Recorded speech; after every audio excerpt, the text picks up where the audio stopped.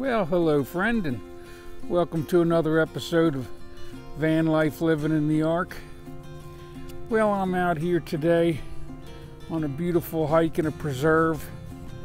I think it's hunter free because it says no hunting, so I don't have any orange gear on, so hopefully my leather hat and my white hair doesn't get mistaken for a deer's butt, right? So I'm always on here talking about this Jesus, and there is no point except for the point you have, and that's what my father showed me, except for the fact that there is a point, but that is to come to know love by experience. And that's why my father created this thing you call the world, is so that he could know love by experience. And he wants us to know love by experience also. That's the reason the fruit was put in the garden, right? So that you could be something, so that he could be something also. He created a thought of what is not, yet is, and you call that the thought of Satan, which is the thought of selfishness. Without that thought, one wouldn't have more and another wouldn't have less, and therefore those that have more couldn't give more to those that have less, right? So that's the purpose of the world. It's the reason he created this thought of Satan. Because I know that religion has turned it into this big demon, friend, but it just was never that. It was never meant to be that. That is what religion has turned it into because of these things that show up over time. It's not the original purpose. The snake in the garden had a forked tongue, friend. Your thought of Satan wiggles half a tongue. That's what the serpent was in the garden. It'll tell you half a truth. And that's what the church does a lot. So I'm not here to talk about this thought of Satan in this way of it being this big demon and bugaboo. However, I'm saying that it is evil, and when you leave it unchecked, it creates evil in our lives and in our world. And we have manifested that thought into flesh, just like Revelation said we would. So I'm not saying that it doesn't cause great problems and cause great suffering, because selfishness, friend, causes suffering. And that's what this thought of Satan is. It's a thought that tells us that no matter how much we have, it's all about us instead of all about each other. And Jesus told you to hang all the laws and the prophets on only 2 commandments, and one was like the other. If my Father knew the end in the beginning, and he created all this, and understand the beginning is, in the beginning there was only God. So even before he created Lucifer, he knew what was going to go down. So religion has turned this into a great big war between God and Satan, and it's just not the way it is. And it's been left to be thought that way because that allows you to be something with free will. But if you haven't noticed, friend, the hour's late. And so I'm just laying it out here to you exactly the way the Holy Spirit reveals it to me. Because for me, it's of myself I am nothing. It is the Father who doeth my works. Not even the words I speak are on my behalf, but on behalf of the Father who sent me. Now that doesn't make me perfect, friend. That means that the Holy Spirit has come to me and told me that I'm supposed to talk this truth. If you're one of the people that have done what Jesus asked, and you fed the hungry and clothed the naked, and you've discovered that all these people weren't what you thought, and that they just were people that needed love, well then you found a higher truth than what the church was giving, because now you're at this dilemma of this eternal hell. Because if you've done the things Jesus asked and you've forgiven your debtors so that you may be forgiven your debts, and you've sought love, meaning to give to another what it is you seek for yourself, then you might go to church and you might hear them talk about eternal hell, but it makes no sense to you any more than it made sense to me. And it was never supposed to really make sense. That was the point of Jesus. He actually gave you a message, and if you follow that path, you would have came to that conclusion. Because if my Father knew the end in the beginning, and he knew that the majority of the people were not going to choose to be like Jesus, and therefore were going to receive eternal suffering, that means my Father created you knowing that you were going to suffer.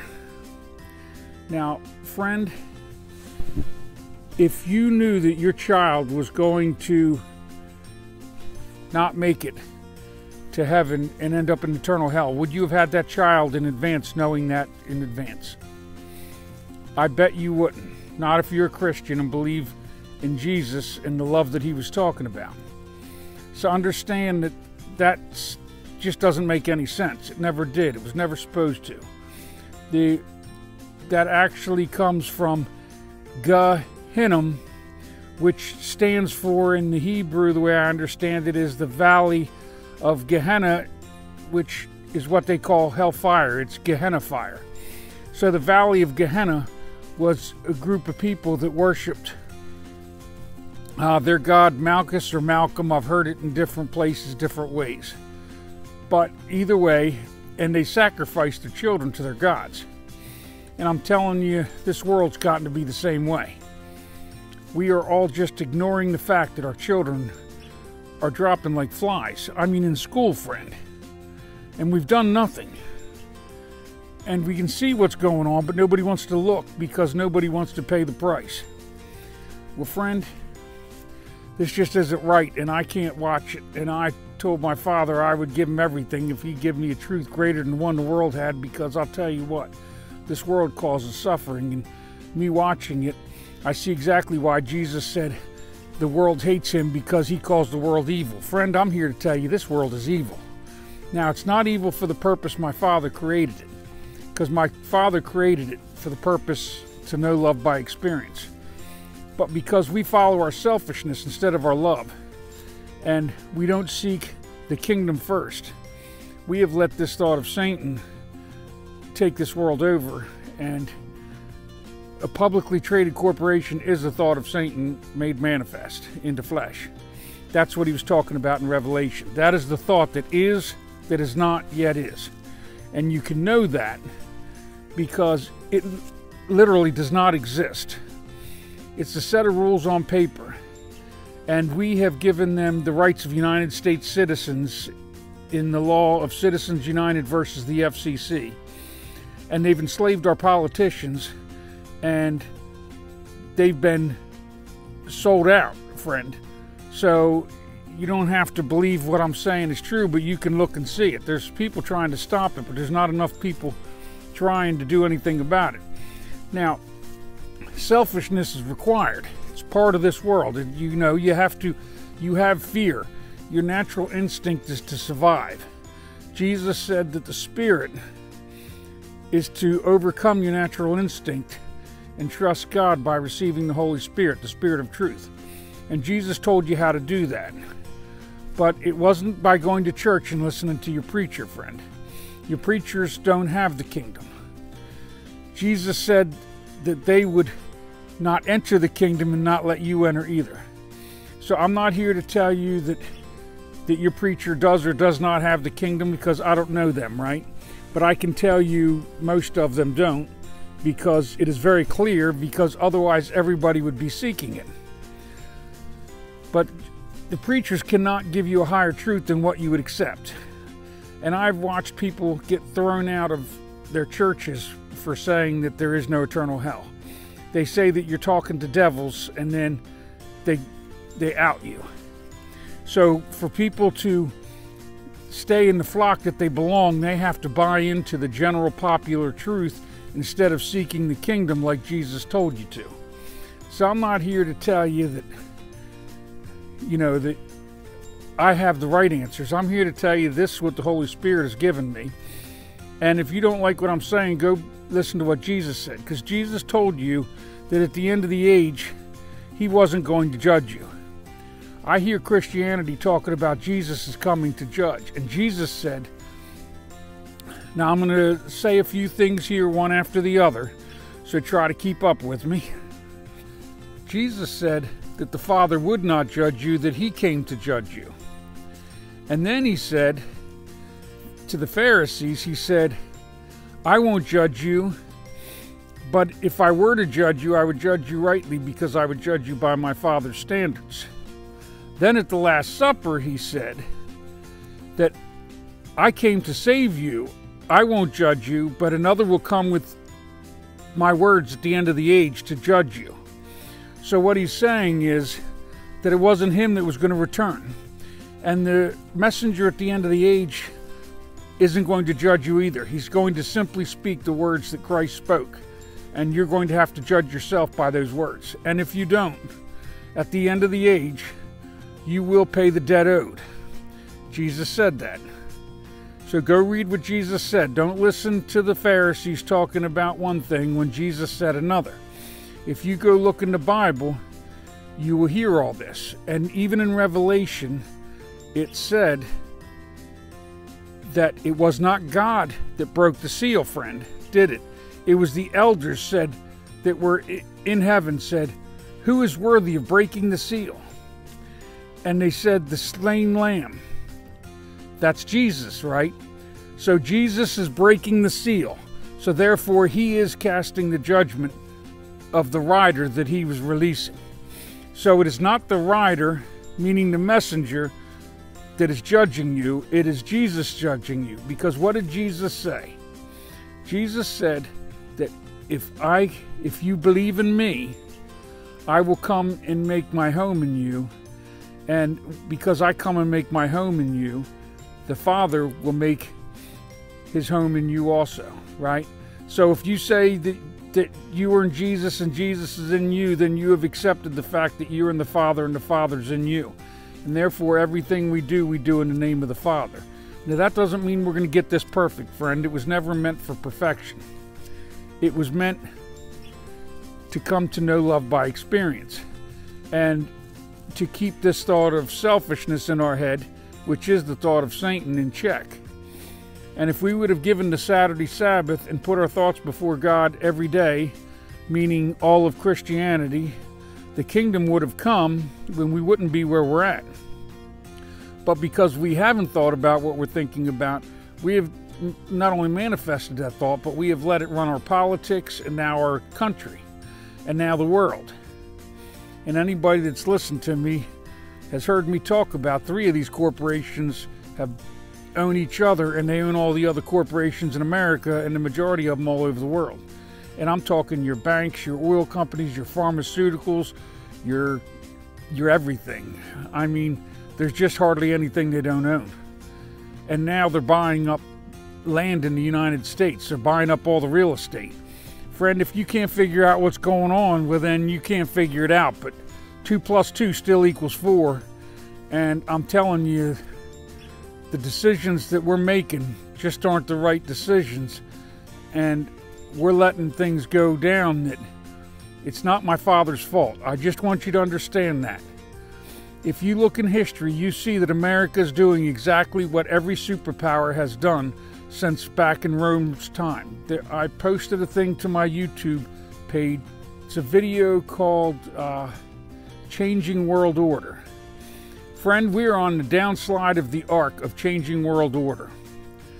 Now, you might not understand this, but if you go look at that video, you'll see that every time this happens, the way this nation is divided, every nation ends up dividing like that. And the haves and the have-nots get to fighting. And then, so it either ends in civil war, or else it ends in another superpower on the rise, like China. You end up, when we get weak and they get strong, then they seek to take power and we lose it. And they will do it because that's the nature of man. Man is selfish. China's, as it rises and we're falling, we're going to cross paths. And there's going to be a standoff. And friend, if you haven't figured this out yet, both countries are armed to the teeth with nuclear weapons. This is just not a good plan. And if you think my Father's going to let this all go down and us destroy the light that He created, He's just not going to do it. And I'm telling you that now, because these corporate riders and your politicians they've got arcs built underground so that they can operate in a crisis, right? Well, when they're under there and they're losing to China, what do you think's going to happen, friend? What happened in Japan? Now it's time for us to think about what it is we're thinking about, because we're just not. And because we're not thinking about it, they're not thinking about it either, except they've been thinking about it, because otherwise the ultra rich that own all these corporations wouldn't have been building underground arcs. So I'm telling you that when the people do nothing, the greedy people do what they do, and they're going to do what's in their best interest. I'm not saying that they're doing it to kill you. I'm telling you that when you allow this to go down, it just is what it is. It's not my Father's fault. Revelation was never my Father's doing. He reported all this, right? But Jesus told you the Father will not judge you. This judgment is by the Son. The Son will always judge himself, meaning his body. So because his body has not done what he asked him to do, there's going to be a judgment. But it is not my Father. You kept saying, love Jesus, fear God. You had it backwards. Jesus is the one who breaks the seal. My Father has been blameless from the beginning, and he will be blameless in the end, because in the beginning there was only God, and my Father created the Son so that he may know his love by experience, and then he gave him a garden where that he could know himself by experience. So this thought of Satan allows you to have the experience of being God. And we are gods with a small g, not with a capital G. God is my Father, your Father is a God with a capital G. He is the only capital G God. Jesus told you that the Father's of spirit. He doesn't exist in the world, yet the world exists within him. If my Father ever left, all of creation would go with him. I can't explain to you what I know, because I saw him in the beginning, and I understand everything, even though I understand nothing. And so anything I say just sounds like a bunch of babble, friend. I've tried to describe it, and it just doesn't come out right. So what I'm telling you is that if we allow these decisions to be made for us, then because we allow these decisions to be made, well then the price is what it is. And Revelation told you all about this. And I'm not saying any of this to scare you, friend, because it's not about fear. I've been talking to Christians because they're supposed to have faith, a greater love. And so therefore that is who I've been talking to, trying to get them to rise and look at the truth to stop it. Because those that don't have a greater love than their own, when fear takes over, well then they're stuck, because they've only got the love they've got. See, the Holy Spirit gives you a greater love than what you possess on your own. And then because of that, you will have the ability to overcome your fear through love. It's a thought. The Holy Spirit is a holy thought that comes to you. It comes to you when you do the things Jesus asked you to do. But if you don't do the things Jesus asked you to do, then you don't end up with a stronger faith, because to say that you believe in Jesus is one thing, but to say you believe it and then do what he said. If you hear my sayings and then apply them, then you will build your house on the rock. But if those that hear my sayings and do not put them into practice would build their house on the sand. So I'm praying this nation has built their house on the rock like they proclaim, because otherwise we're built on sand. And that's just not a good plan, friend. And we're at this place where the whole nation's going to have to make a decision. And the decision we make is going to be the one we have. And I'm not telling you I'm anything special, because I am nothing, friend. I am just a child that got so sick of looking at a world full of hate and judgment when I was also doing that. I'm not confessing to be not guilty of it, friend. I kept trying to figure him out and couldn't, until I did. But I did because one day I got angry enough to, well, make a deal with my Father, and through it I received a voice that I call the Holy Spirit, and it has revealed things to me and allowed me to look in places that I myself am too afraid to look. I'm not any different than anyone else. People with no faith don't have strength. I didn't have enough faith. Every time I looked at what was going on, I got scared. I wanted to hide. I wanted to drink. I wanted to do all the things that the world's doing so that I don't have to look at my own thoughts, which are my thoughts of selfishness, which are my thoughts of Satan, because it will try to terrify me with the truth. But the Holy Spirit shows me that love is all there is, and that in the beginning there was only God. That's all there's ever been, and that's all that will ever be. So there's nothing to be afraid of. The Course of Miracles went and give a new definition so that it would help you this transition. Because those of you that understand that you are eternal, my Father loves you and He is not going to condemn you to hell for eternity, you will be able to have faith when others do not. Because if you're afraid of hell, well then, and you don't feel perfect like I didn't, then you're in this dilemma phase, because the church is saying one thing and Jesus said another. So you can't really read Jesus without questioning what the church is saying. Because the church says that if you believe Jesus died on the cross for you and you confess that, and some of them say you get baptized, that you've got an instant trip to the kingdom. And that is just not what Jesus said. Jesus gave you all those parables about seed dying. So, do you understand that? That only the seed that fell in fertile soil grew. The rest of it died. Then He gave you a parable about that He was the vine and we were the branches, and that the Father was the gardener, and at the end of the age, the Father was going to cut the dead branches off. Now, if you get this kingdom by grace and you don't have to do anything to keep it, then why would my Father be cutting off dead branches? Do you get what I'm saying? So the religion has given you a truth that has no truth to it, because Jesus said something greater. However, they are correct that you do not receive this kingdom by works. You receive it by grace. But once you receive it, the only way to keep it is to give it away. And if you don't do that, your seed will die. Jesus never said that you could get to keep the kingdom. He said that you could receive it by grace through Him, and then those that do what He says and puts His sayings into practice, they will become the fruitful limbs, which my Father will then prune and make even greater in Him.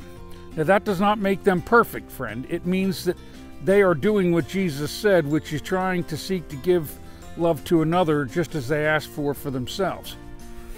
So I'm not here judging anyone, because there's no judgment in anything I say. Jesus told you that we can't judge anyone. And so therefore, if I judge you, I get judged. My Father allows all this to go on. And since He knew the end in the beginning, even though it's all wrong, it's still all right. And because both are true, neither are. I can't explain to you a truth that you do not seek.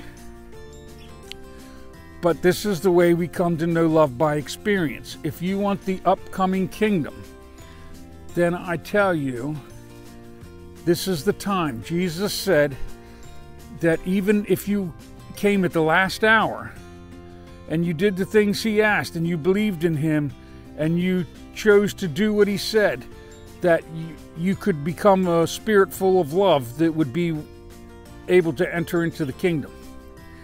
But this is a personal choice that each of us have to make. The church can't make it for you. Your preacher can't make it for you. Jesus gave you 10 commandments written in stone, friend. There was a reason. All the other laws of the Jews were not written in stone. Get that? That was for the Jews. But the ones that were written in stone were forever. And Jesus said that His words will not fade. They will not pass away. And He said, I do not come to remove one jot or tittle from the law. The fourth commandment was God's seal. It's the one that said that it was a permanent contract between Him and His people forever. So if you are Christian and you say you are one of His people, then you are to follow the laws, all 10. And I also encourage you to go look at the covet. He talks about coveting. They have changed the laws. The Catholic Church did it a long time ago, friend. I'm telling you that we were not to put idols before my Father. That was the second commandment. And it says to put nobody or anything before God. Anything we put ahead of God is an idol. And my Father is the love you seek. I'm telling you that. That holy thought is the thought of my Father. And if you will trust Him, He will give it to you. But you have to understand what He wants and then do what He asks. And then because you're doing what He asks, even if you're not doing it perfectly, you'll find this peace, love, and joy. I don't know how to explain it to you, friend. The kingdom is something that no one can define to someone else, and anyone that claims they have it looks crazy because they won't look much different than anyone else. They're just at peace. And they'll stand for the truth that the Father gives them. So it isn't like I'm this wonderful guy, because I'm just not. If you see who I was, I'm not worth this message, friend. I'm a prodigal son. He gave me this kingdom back in 2008, and I squandered my inheritance. I'm telling you I did. So I'm a prodigal son, but my Father took me back with open arms. He knew I was going to mess this up. You know, and I'm still not perfect. There's just nothing perfect about me, friend. If I turn from my thought of the Holy Spirit, my thought of selfishness, and my thought of fear, which are both the thought of Satan, they work together. Because the more I possess, the more that possesses me. Everything I'm afraid to lose, my thought of Satan can use against me. So if I become afraid that you're going to take my flesh, then my thought of Satan has something to use against me.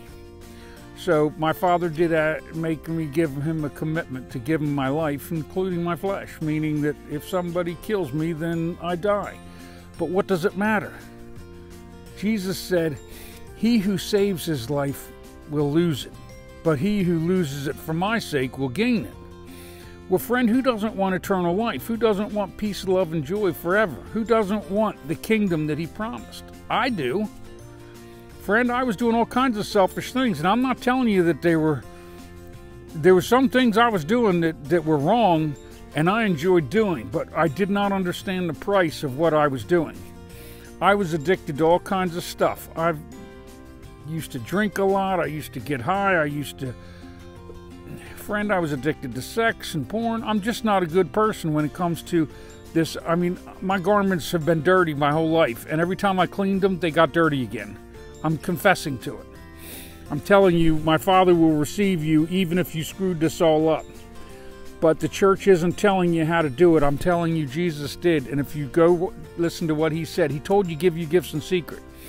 If you don't give them in secret, your thought of Satan will use pride to make you feel as though you're worthless.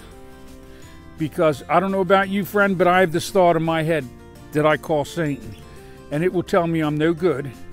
And even when I used to give gifts to other people, like Jesus said, but I didn't give them in secret, afterwards, that thought of Satan would say to me, you're still a piece of crap. You just did that for the credit. Do you see what I'm saying? So what I learned was by doing it and giving it in secret and storing my treasure in the kingdom, then because I didn't tell on myself, when this thought of Satan came to me and said that, it had no power because I did it the way Jesus asked. I knew for myself that I gave it to my Father for the reason that He said. I did what Jesus asked and learned these truths. Everything Jesus said had a purpose. I'm telling you it did. There was everything. I mean, like I was talking about the Saturday Sabbath. Why do you think that He said, "Call no man father but your Father in heaven"? Do you think He was upset that you call your dad father? No. The point was, at the end of the age, when it needed to be clear, you would see that the Catholic Church told you to call your priest father, and Jesus said not to. Jesus did not give them the right to change Saturday Sabbath to Sunday Sabbath. It's just a fact. So if we were to turn our thoughts back to God on the given day as promised and give Him the commitment that He asked, well, then we would find a higher truth and a higher love. And then because we were abiding in what God asked of us, we wouldn't feel guilty, and then we could trust this holy thought that we've been given. And it doesn't mean that I don't make mistakes or I don't get angry or I'm not selfish. I have to battle my selfishness daily, friend. Sometimes I get like King Baby. I'll all of a sudden have these thoughts that'll be like, oh, well, I want this or that. And then I'll be like, Father, forgive me, for I know not what I do. And He forgives me. Why? Because I forgive everyone else their debts. Because I realize you're just like me. You possess the thought of selfishness and fear, and it causes you to do things that you don't necessarily want to do, but you just don't know how to get rid of it or how to overcome it. And Jesus told you how to overcome it. So if you go do the things he asked and study him, and believe that if you ask for forgiveness that you will receive it, because Jesus died so that you may live. I'm not saying that Jesus didn't give his life so that you may receive it. I'm telling you, in the beginning, my Father knew the end, and he knew my Father didn't need the sacrifice. We did. And so therefore, Jesus gave him what he needed for us, a way to know the truth of love. Jesus came and fulfilled it, because when he became baptized, the Spirit came down upon him and remained. The Holy Spirit was speaking through Christ his entire journey. Every word he said has meaning. And therefore, do not study the Bible, study the Christ. And if you do that, you will come to know love by experience, and you will build a rock under the house that he called your life. But if you don't do that, then all these things that are fearful, and right now, friend, they're scaring us with everything on the news. But those three corporations own the news too. And I'm not talking just Fox, I'm talking CNN, both. And so it's not like this is just not obvious, friend. But it's only obvious if you're looking. If you seek the Holy Spirit so that he can give you strength and faith to stand for the truth. And up till now, most of you wouldn't even known that it was going on. And Jesus told you not to look. But Jesus told me, because my Father told me, that I'm supposed to look. Understand that Jesus said that the Father says it to him, he says it to the Holy Spirit, and the Holy Spirit says it to you. But when he said to pray, he said pray to the Father, but do it in his name. And he said that he does not need to intercede on your behalf. How is he going to come back to the kingdom if he's still interceding for you? He's not, friend. He said that because you loved him, that the Father would love you for it. And therefore, because you honored the Son, the Father would then honor you, right? So, and it wasn't in those exact words. Go look in the Bible. I'm telling you, all this is there. The church is not telling you all the truth.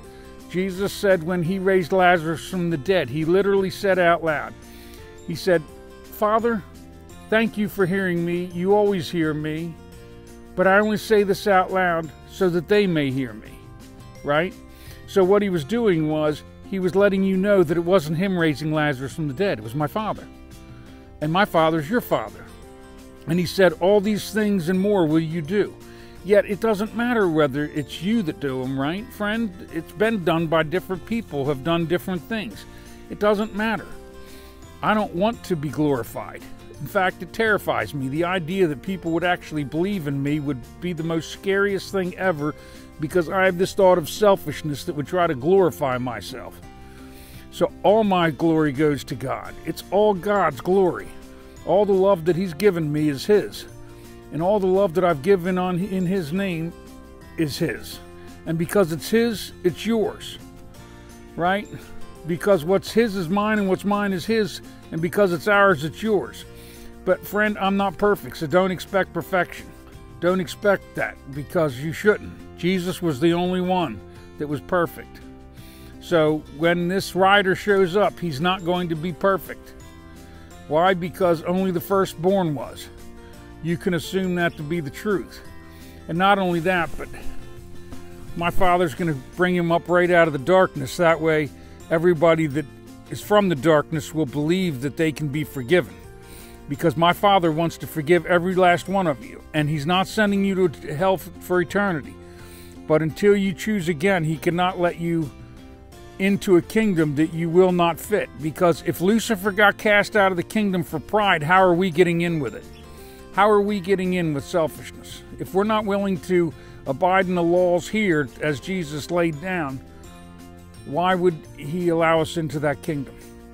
So this isn't about eternal hell. It never was. It's about choosing again. Choose love, and love is what you'll get. But choose fear and selfishness, and then that's what you get. And it's not a choice that we make, it's a choice we make for our Father, and then our Father makes it for us. Because Jesus told you, he said, it's impossible for man to receive the kingdom, but all things are possible through God, meaning through the Holy Spirit, through your holy thought, through doing what Jesus said, believing in the forgiveness that he gave, and then accepting it. Because there's two things you're going to have to be able to do, friend. You're going to have to be able to abide in the law that Jesus laid down, not Moses. And then you're also going to have to accept him as king. If you can't do those two things, he can't allow you into his kingdom, because he was the firstborn from the dead, and therefore he has the rights to the whole kingdom. He will be the king. And therefore I will answer to him because he answers to my Father. It's that simple. It's nothing more to it. It's just like if you're a citizen of the United States, no matter who's the president, they're your president, even if you don't like it, even if you don't want him. It doesn't matter. It doesn't change the facts. But for Christ's kingdom to come and to be my Father's kingdom, it has to have peace. So if you can't choose him as your king in advance, you cannot be entered into that kingdom. It's that simple. So I'm just telling you these things are true, and then you have to hang all the laws and the prophets on only 2 commandments. Jesus told you all this stuff that they're just not telling you. And so I'm not here to talk about fear, I'm here to talk about love. But I'm telling you that if you don't want love, if love isn't what you're about, then you're not going to make it into that kingdom, because that wasn't your choice. And therefore, in my Father's house there's many mansions, and the mansion you choose to give to your neighbor will be the one you receive for yourself. And there will be no exiting before the end of the age. Jesus told you that. Go read what Jesus said. It's all laid out, friend. I'm telling you it is. And the church isn't saying that. They're wiggling half a tongue. They're not able to tell you the truth, because if they told you the truth, you wouldn't believe it, because they've been selling you on a lie for hundreds of years, for about 2,000 almost. Because the moment Constantine took the church, he changed the rules, changed the commandments, and they went from dying to killing. And I'm telling you, that was the wrong decision, because they'd have brought the kingdom. Friend, the church divided Rome. Do you get that? And then Constantine figured out how to overcome the church, and that is by glorifying it. What did Jimi Hendrix say? The world will know peace when the power of love becomes more important than the love of power. And that will be in the new age. The age of my Father, the age of Christ, the one you call Aquarius, the age of thought, when we think about what we're thinking about, because every Saturday we will give a Saturday Sabbath and honor my Father and think about what my Father wants instead of what we want for ourselves. And how can we love our neighbor like our Father, so that we may create a kingdom worth keeping for Christ to reign in for 1,000 years, right? You know, because if he's going to reign in it, we've got to be worthy citizens. He doesn't want to come down here and beat you with an iron rod. People are talking about him coming with a sword. You just aren't getting it, friend. He told you he wasn't doing that. He was coming with a sword in his mouth. He's not coming.